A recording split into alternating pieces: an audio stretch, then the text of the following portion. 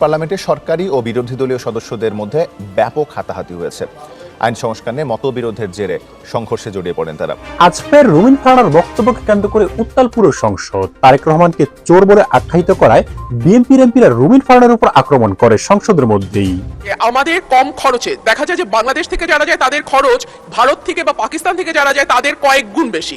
So এই খরচ কি করে কমিয়ে আনা যায়? আপনার অভিযোগ তো গুরুতর, আপনার নোটিশের স্লিপটা আপনি এখানে দেবেন। সংসদবাসীরা যাতে সরকারি চ্যানেল বা বৈধ চ্যানেল ব্যবহার করে বিদেশে যায় সেই ব্যাপারে তাদের মধ্যে অ্যাওয়ারনেস বা সচেতনতা তৈরির জন্য মন্ত্রণালয় কি কাজ করছে? আজকে সংসদ অধিবেশনে কঠিন উত্তেজনা, স্বরাষ্ট্রমন্ত্রী সালাউদ্দিনের সঙ্গে কঠিন সংঘর্ষ হয়েছে রুমিন ফারহানার। আজ আবারও সংসদে ব্যারিস্টার রুমিন ফারহানার বক্তব্যে উত্তাল হয়ে গেছে পুরো সংসদ ভবন। যেন জামায়াতে ইসলাম বিরোধী দল নয়, বিরোধী দল মূল ভূমিকাটা পালন করছে যেন ব্যারিস্টার রুমিন ফারহানাই। সরকার দলের এমপি মন্ত্রীদের একের পর এক নানা ইস্যু নিয়ে তর্ক বিতর্কে জড়িয়ে তাদের কাছ থেকে সেই বিষয়টি একেবারে দর্শক ক্লিয়ার করে নিচ্ছেন স্বয়ং সংসদের মধ্যেই। যার ফলে কেউ কেউ এটাও বলছেন যে আসল বিরোধী দলের ভূমিকাটা পালন করছে ব্যারিস্টার রুমিন ফারহানা, জামায়াতে ইসলাম নয়। তবে আজ সাবেক বিএনপি নেত্রীর দর্শক বক্তব্যকে ঘিরে পুরো সংসদে যে ঘটনা ঘটেছে সেটাই কিন্তু সংসদ ইতিহাসে একেবারে নজিরবিহীন ঘটনা। দর্শক, যেটা দেখলে আপনারা রীতিমতো একেবারে চমকে উঠবেন যে স্বয়ং সংসদের মধ্যে একজন নারী এমপির বক্তব্যকে ঘিরে সরকার দলের এমপি মন্ত্রীরা যে ঘটনাটি ঘটিয়েছে দর্শক, সেটাই কিন্তু আজকে আপনাদের একেবারে প্রমাণসহ ভিডিও ক্লিপ সহকারে দেখাবো। তার জন্য আপনাকে ধৈর্য ধরে শেষ পর্যন্ত ভিডিওটি কন্টিনিউ করতে হবে, তবেই কিন্তু আজকের আসল ঘটনাটি আপনারা বুঝতে পারবেন। তাই দর্শক, তার আগে ছোট্ট করে আপনার কাছে একটি অনুরোধ, আপনি যদি আমাদের চ্যানেলে নতুন সদস্য হয়ে থাকেন আশা করি অবশ্যই চ্যানেলটি সাবস্ক্রাইব করে ভিডিওতে একটি লাইক দিয়ে সম্পূর্ণ ভিডিওটি কন্টিনিউ করতে থাকবেন। তাহলে চলুন সম্মানিত প্রিয় দর্শক, রুমিন ফারহানার বক্তব্য ঘিরে আজ সংসদে কি হয়েছে সেটা আগে আপনাদেরকে দেখিয়ে নিয়ে আসি।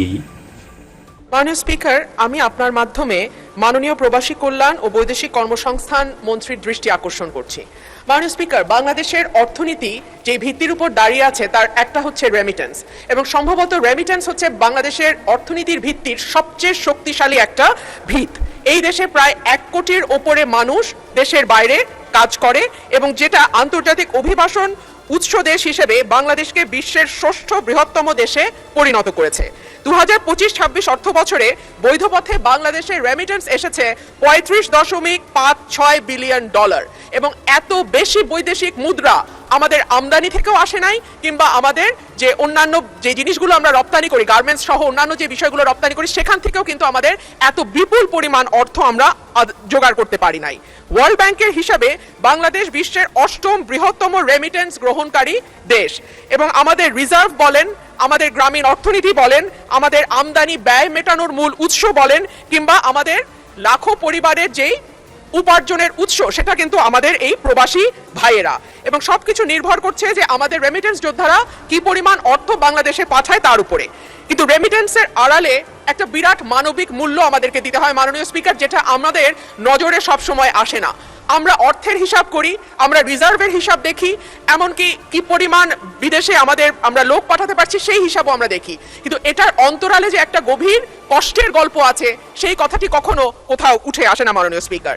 সোশ্যাল কস্ট অফ মাইগ্রেশন, যেটাকে আমরা বলতে পারি সুযোগ এবং ত্যাগের গল্প একই সঙ্গে।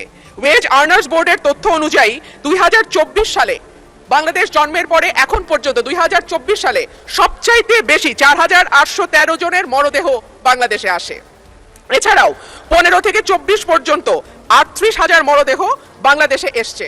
লক্ষণীয় বিষয় হচ্ছে এদের বেশিরভাগেরই বয়স 40-এর নিচে, এবং 40-এর নিচে যাদের বয়স মাননীয় স্পিকার, খুব স্বাভাবিকভাবেই তাদের কোনো কোমরবিডিটি থাকার কথা নয়, কিন্তু তারপরেও বৈরী পরিবেশে ঘন্টার পর ঘন্টা পরিশ্রম করা, দেশের সঙ্গে দীর্ঘদিন তাদের ফিজিক্যাল যোগাযোগ যেটাকে বলে সেটাতে বিচ্ছিন্ন থাকা, দুশ্চিন্তা, পরিবার থেকে দূরে থাকা, এবং ভীষণ রকম পরিশ্রম এবং অস্বাস্থ্যকর পরিবেশে দিনের পর দিন থাকবার কারণে এত বড় সংখ্যক মরদেহ প্রতি বছর বাংলাদেশে বিদেশের মাটি থেকে আসে।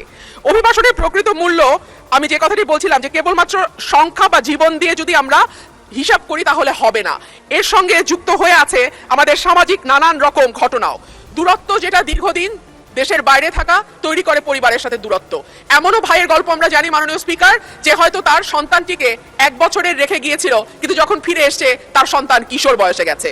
বাবা সন্তানকে ঠিকমতো চেনে না, সন্তানও বাবাকে চেনে না। যেটুকু কথা তাদের মধ্যে হয় সেটা হয়তো মোবাইল টেলিফোনে কিংবা সেটা হয়তো ভিডিও কলের মাধ্যমে হয়। বাবা মার মৃত্যু হয় দেশে, সন্তান খবর পায় না। অনেক সময় আমরা জানি আমাদের প্রবাসী ভাইরা যে টাকা পাঠান সেটা দিয়ে সম্পদ তৈরি করেন পরিবার, কিন্তু সেই সম্পদে অনেক সময় সেই ভাইটির নাম থাকে না, দেখা যায় অন্যান্য ভাই বা যারা দেশে থাকে তাদের নামে সম্পদ তৈরি হয়। অর্থাৎ নানান ভাবে নানান রকম সমস্যার মধ্যে দিয়ে আমাদের প্রবাসী ভাইরা দেশের বাইরে কাজ করেন, কিন্তু তাদের এই শ্রম এবং ঘামেই বাংলাদেশের অর্থনীতি টিকে আছে। মাননীয় স্পিকার, আপনার মাধ্যমে প্রবাসী কল্যাণ এবং বৈদেশিক কর্মসংস্থান বিষয়ক মন্ত্রীর কাছে আমার প্রশ্ন, দক্ষ জনশক্তি পাঠানোর ব্যাপারে সরকার কি কি উদ্যোগ গ্রহণ করছে? কারণ আমরা জানি আমরা যে শ্রমশক্তি বাইরে পাঠাই তাদের অনেকেরই ভাষাগত দক্ষতা নাই, কিংবা যেই কাজের চুক্তিতে তারা দেশের বাইরে যায় সেই কাজের ব্যাপারেও তাদের সবসময় যে খুব পরিষ্কার ধারণা থাকে বা দক্ষতা থাকে তা নয়। কিন্তু আমরা যদি দক্ষ শ্রমশক্তি বাইরে পাঠাতে পারি তাহলে দেখা যাবে যে আমাদের বৈদেশিক মুদ্রা এখন যা আসে $35 বিলিয়ন, তার চেয়েও বেশি হয়তো আমরা আনতে পারবো, এবং যারা দেশের বাইরে যাচ্ছে তারাও একটা সম্মানজনক অবস্থায় যেতে পারবে। মাননীয় স্পিকার, আপনার মাধ্যমে মাননীয় মন্ত্রীর কাছে আমার প্রশ্ন। ধন্যবাদ মাননীয় স্পিকার। মাননীয় সদস্য, আমার সামনে যে পেপারটা আছে প্রশ্নটা বোধহয় পাসপোর্ট রিনিউয়ালের ব্যাপারে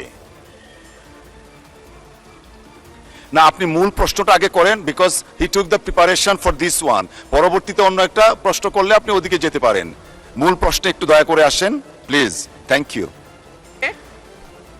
আপনার মাধ্যমে প্রবাসী কল্যাণ ও বৈদেশিক কর্মসংস্থান মন্ত্রীর কাছে আমার প্রশ্ন, বাংলাদেশের লক্ষ লক্ষ প্রবাসী দেশের অর্থনীতিতে গুরুত্বপূর্ণ অবদান রেখে চলেছেন। তাদের পাঠানো বৈদেশিক রেমিটেন্স দেশের অর্থনৈতিক অগ্রগতির অন্যতম চালিকা শক্তি। কিন্তু দুঃখের বিষয়, বিভিন্ন দেশে অবস্থিত বাংলাদেশ মিশনে পাসপোর্ট নবায়নের ক্ষেত্রে অনেক প্রবাসী দীর্ঘসূত্রিতা, প্রশাসনিক জটিলতা, অতিরিক্ত সময় ক্ষেপণ, দালাল চক্রের দৌরাত্ম্য, অপ্রয়োজনীয় কাগজপত্র দাবি, তথ্যের অসামঞ্জস্য এবং বিভিন্ন ধরনের হয়রানির অভিযোগ করে আসছে। অনেক ক্ষেত্রে নির্ধারিত সময় পাসপোর্ট না পাওয়ায় তার চাকরি, ভিসা, নবায়ন, আবাসিক অনুমতি, অন্যান্য আইনি জটিলতারও সম্মুখীন হতে হচ্ছে। এছাড়াও বিদেশে কোনো প্রবাসীর মৃত্যু হলে বিনা খরচে বা সরকারি খরচে তার মরদেহ নিজ পরিবারের কাছে হস্তান্তর করার ব্যবস্থা করতে হবে। বিমানবন্দরে হয়রানি বন্ধ, লাগেজ চুরি, ভিসা ও মেডিকেল ফি, মেডিকেল সেন্টার দুর্নীতি ও অতিরিক্ত ফি আদায় বন্ধ করা সহ সকল ব্যবস্থা আরও সহজীকরণের জন্য আমি মন্ত্রী মহোদয়ের দৃষ্টি আকর্ষণ করছি। ধন্যবাদ মাননীয় স্পিকার। আপনাকেও ধন্যবাদ মাননীয় সদস্য। মাননীয় স্পিকার, আপনাকে ধন্যবাদ। আপনার মাধ্যমে মাননীয় সংসদ সদস্য তাকেও ধন্যবাদ। আপনাকে প্রবাসী বাংলাদেশের পাসপোর্ট নবায়ন প্রক্রিয়া অনিয়ম, হয়রানি ও সেবার মান উন্নয়ন এ বিষয়ে নোটিশ দেওয়ার জন্য মাননীয় সংসদ সদস্য রুমিন ফারহানাকে ধন্যবাদ জ্ঞাপন করছি। মাননীয় স্পিকার, মাননীয় সংসদ সদস্যের উত্থাপনীয় নোটিশে পাসপোর্ট নবায়ন প্রক্রিয়ার অনিয়ম, হয়রানি ও সেবার মান উন্নয়ন বিষয়টি স্বরাষ্ট্র মন্ত্রণালয় সংশ্লিষ্ট। বিমানবন্দরে হয়রানি বন্ধ, লাগেজ চুরি সংক্রান্ত বিষয়টি বেসামরিক বিমান ও পর্যটন মন্ত্রণালয় এবং ভিসা নবায়ন বিষয়টি পররাষ্ট্র মন্ত্রণালয়ের আওতাধীন। আমি অনুরোধ করব মাননীয় সদস্য এই বিষয়ে যদি সংশ্লিষ্ট মন্ত্রণালয়ের মন্ত্রী মহোদয়ের কাছে নোটিশ দেন তাহলে উক্ত নোটিশের যথার্থ উত্তর পাওয়া যাবে। তবে প্রবাসী কল্যাণ ও বৈদেশিক কর্মসংস্থান মন্ত্রণালয় প্রবাসী বাংলাদেশিদের সামগ্রিক কল্যাণ নিশ্চিত করতে সংশ্লিষ্ট সকল মন্ত্রণালয় ও সংস্থার সঙ্গে সমন্বয় করে কাজ করে যাচ্ছে। মাননীয় স্পিকার, বর্তমান সরকার ক্ষমতায় আসার পর থেকে বিদেশে মৃত্যুবরণকারী রেমিটেন্স যোদ্ধা প্রবাসীদের মরদেহ দেশে আনার সহজতর করা হয়েছে। গত 2024 অর্থ বছরে 5,312 জন প্রবাসীর পরিবারকে 18,59,20,000 টাকা প্রদান করা হয়েছে। ওয়েজার্নার্স কল্যাণ বোর্ডের নিজস্ব 5টি অ্যাম্বুলেন্সের মাধ্যমে তাদের নিজ বাড়িতে লাশ ও অসুস্থ রোগীকে পরিবহনের ব্যবস্থা করা হয়। বিএমইটির বহির্গমন ছাড়পত্র অথবা ওয়েজার্নার্স কল্যাণ বোর্ডের সদস্যপদ রয়েছে তাদের প্রত্যেক প্রবাসীর পরিবারকে 2 মাসের মধ্যে 3 লক্ষ টাকা আর্থিক সহায়তা প্রদান করা হয়। এছাড়াও অসুস্থ হয়ে দেশে ফেরত আসা প্রবাসীকেও চিকিৎসার জন্য সর্বোচ্চ 2 লক্ষ টাকা প্রদান করা হয়। মাননীয় স্পিকার, বিমানবন্দরে প্রবাসীদের মরদেহ মর্যাদা ও সম্মানের সাথে স্বজনদের কাছে বুঝিয়ে দিতে ওয়েজার্নার্স কল্যাণ বোর্ড এর সরাসরি তত্ত্বাবধানে 24/7 অর্থাৎ সার্বক্ষণিক প্রবাসী কল্যাণ ডেস্ক নিয়োজিত রয়েছে। এভিয়েশন সিকিউরিটি, কাস্টমস কর্তৃপক্ষ এবং কল্যাণ বোর্ডের কর্মকর্তারা যৌথভাবে এয়ারপোর্ট থেকে মরদেহ খালাস ও হস্তান্তরের কাজটি তদারকি করেন। মাননীয় স্পিকার, বিদেশ গমনেচ্ছুক কর্মীদের স্বাস্থ্য পরীক্ষার মেডিকেল ফি স্বাস্থ্য অধিদপ্তর কর্তৃক নির্ধারণ করা হয়ে থাকে। এ পর্যন্ত 181টি মেডিকেল সেন্টারকে প্রবাসী কল্যাণ ও বৈদেশিক কর্মসংস্থান মন্ত্রণালয়ের তালিকাভুক্ত করেছে। প্রবাসী বাংলাদেশিদের কল্যাণ, নিরাপত্তা ও সেবার মান উন্নয়নে সরকার সর্বোচ্চ গুরুত্ব দিয়ে কাজ করে যাচ্ছে এবং ভবিষ্যতেও এ কার্যক্রম অব্যাহত থাকবে। মাননীয় স্পিকার, ধন্যবাদ। আপনাকেও ধন্যবাদ মাননীয় মন্ত্রী। মাননীয় সদস্য রুমিন ফারহানা, আপনি এ বিষয়ে একটি প্রশ্ন করতে পারেন যদি থাকে। ধন্যবাদ আপনাকে। মাননীয় স্পিকার, আপনাকে অসংখ্য ধন্যবাদ। মাননীয় স্পিকার, বেকারত্ব তো আমাদের বিরাট একটা সমস্যা। সরকারি হিসেবে প্রতি বছর 25 থেকে 30 লক্ষ বেকার যুবক কর্মবাজারে প্রবেশ করে, কিন্তু বেসরকারি হিসাব বলছে এটি কোটির ওপরে। সো এরকম জায়গায় আমরা দেখি যে প্রবাসে যারা যেতে চায় তাদের অনেকে বৈধ উপায়ে যেতে পারেন না। কেউ কেউ দেখা যায় ভূমধ্য সাগর পাড়ি দিয়েও পশ্চিমের দেশগুলো, ইতালি বা জার্মানি, এই দেশগুলোতে যাওয়ার চেষ্টা করে। সো আমি আপনার মাধ্যমে মাননীয় মন্ত্রীর কাছে জানতে চাই যে আমাদের কম খরচে, দেখা যায় যে বাংলাদেশ থেকে যারা যায় তাদের খরচ ভারত থেকে বা পাকিস্তান থেকে যারা যায় তাদের কয়েক গুণ বেশি। সো এই খরচ কি করে কমিয়ে আনা যায় এবং প্রবাসীরা যাতে সরকারি চ্যানেল বা বৈধ চ্যানেল ব্যবহার করে বিদেশে যায়, সেই ব্যাপারে তাদের মধ্যে অ্যাওয়ারনেস বা সচেতনতা তৈরির জন্য মন্ত্রণালয় কি কাজ করছে? ধন্যবাদ মাননীয় স্পিকার।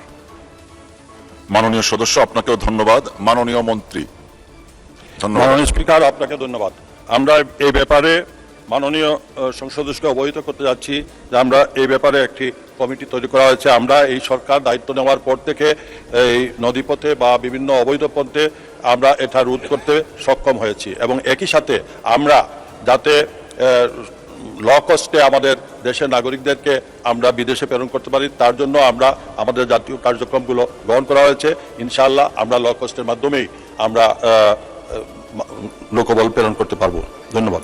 দর্শক, আমাদের দেশের সবচাইতে অবহেলিত কিন্তু এই প্রবাসীরাই, যে প্রবাসীদের জন্য আজ ব্যারিস্টার রুমিন ফারহানা সংসদে গলা ফাটিয়েছেন। কারণ এই দেশের উন্নয়নের পিছনে সবচাইতে বড় ভূমিকা কিন্তু এই প্রবাসীরাই রাখে। কিন্তু একটা সময় গিয়ে দেখা যায় যে সবচাইতে বেশি অবহেলিত কিন্তু এই প্রবাসীরা হয়। না হয় তাদের যেতে সুবিধা, না হয় আসতে সুবিধা, এয়ারপোর্টে ভোগান্তি, এয়ারপোর্টে তাদের মালামাল হারানো যায়। এমনকি দর্শক, বিদেশেও যদি কোনো সমস্যায় পড়ে সেখানেও কিন্তু বাংলাদেশের হাই কমিশন থেকে দর্শক তেমন কোনো সাড়া পায় না তারা। আর যার ফলশ্রুতিতেই কিন্তু আজ ব্যারিস্টার রুমিন ফারহানা এই প্রবাসীদের নিয়ে দর্শক নানা রকম কথা বলে কিন্তু প্রবাসী কল্যাণ মন্ত্রীকে কিন্তু একেবারে উচিত শিক্ষাটা দিয়ে দিয়েছেন। আর বলবেন নাই বা কেন দর্শক, এই প্রবাসীদের কারণেই তো আমাদের বাংলাদেশ আজ এতটা উন্নত। আর এই প্রবাসীরাই কিন্তু বাংলাদেশকে বহির্বিশ্বে কিন্তু চিনিয়েছে। বিশেষ করে দর্শক, প্রবাসীদের কাছ থেকে যে রেমিটেন্সটা আসে সেটার কারণেই কিন্তু আমাদের দেশে ডলার জমা হয়, আর সেটা থেকেই কিন্তু আমাদের রিজার্ভ ঘুরে দাঁড়ায়। কিন্তু এই প্রবাসীদেরকেই কিন্তু দর্শক আমরা অবহেলা করি। বিশেষ করে সরকার, যে সরকারে আসুক না কেন, এই প্রবাসীদের কিন্তু বারবার কিন্তু অবহেলিত হতে হয়, নির্যাতিত হতে হয়। এমনকি দর্শক, এয়ারপোর্টে কিন্তু নানা রকম হয়রানির শিকার হতে হয় বিদেশ থেকে আসার সময়। হ্যাঁ সম্মানিত প্রিয় দর্শক শ্রোতা, আপনারা কি রুমিন ফারহানার কথাগুলির সাথে একমত? তবে অবশ্যই আপনার মূল্যবান মতামতটুকু দর্শক লিখে যাবেন আমাদের কমেন্ট বক্সে, এবং রুমিন ফারহানার কথার সঙ্গে একমত হলে সেটাও লিখে যাবেন। কারণ দর্শক, আপনাদের এক লাইনের মতামতটুকু আমাদের কাছে অনেকটাই গুরুত্বপূর্ণ এবং মূল্যবান। আজ এ পর্যন্ত দর্শক শ্রোতা, এখানে শেষ করছি। সকলে অনেক ভালো থাকবেন এবং সম্পূর্ণ ভিডিওটি শেষ পর্যন্ত দেখার জন্য দর্শক আপনাকে জানাই অসংখ্য ধন্যবাদ।